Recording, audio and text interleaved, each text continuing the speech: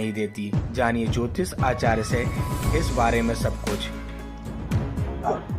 पति की दीर्घायु के लिए स्त्रियां मांग भरती हैं, मांग में सिंदूर भरती हैं और ऐसा करने से स्त्रियों को सुख सौभाग्य की प्राप्ति होती है और पति की दीर्घायु होती है। हमारे वेदों में भी सुमंगलीय या सिंदूर दान का विधान है। उसके लिए एक मंत्र आया है, सुमंगलीरियम वधूरिमा गुण समेत पश्यत सौभाग्यमस्यै दत्वा यथास्ताम विपरेतन।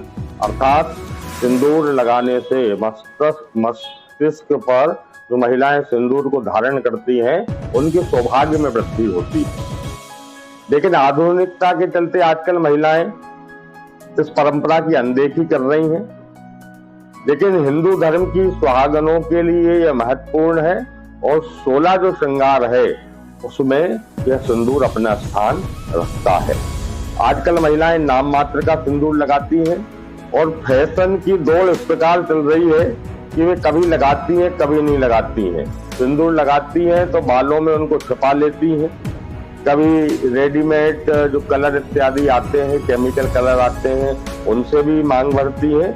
यह सब कुछ अनुचित है। महिलाओं को सिंदूर के साथ ही मांग भरना चाहिए और यदि वे ऐसा नहीं करती हैं तो उनके जीवन में इसका नकारात्मक प्रभाव पड़ता है। दाम्पत्य वैवाहिक जीवन में संकट कष्ट आता है, तो सौभाग्य में कमी होती है और पति की आयु और पति के सामाजिक मान सम्मान में भी कमी होती है। एक बार सीता जी अपनी मांग भर रही थी तो उसी बीच में हनुमान जी आ गए। तो हनुमान जी ने पूछा कि माता जी आप यह क्या कर रही हैं? तब सीता जी ने उत्तर में कहा कि मांग भरने से हमारे जो प्रभु श्री राम है उनको दीर्घायु की प्राप्ति होगी। तो हनुमान जी बड़े प्रसन्न हुए। तो हनुमान जी ने कहा कि थोड़े से हिस्से में मांग भरने से, सिंदूर लगाने से क्या फायदा? मैं तो अपने प्रभु राम की दीर्घायु की कामना के लिए पूरे शरीर में ही सिंदूर धारण कर लेता हूँ। तो इसलिए भगवान हनुमान जी महाराज ने पूरे शरीर में सिंदूर धारण किया था। इसलिए स्त्रियों को पूरी मांग निकाल करके सिंदूर लगाना चाहिए।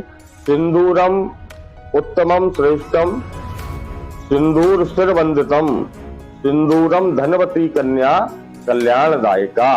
जो स्त्री मांग में सिंदूर लगाती है उसको सिर में धारण करती है, धनवती होती है, पुत्रवती होती है, सौभाग्यवती होती है, कल्याण देने वाली होती है।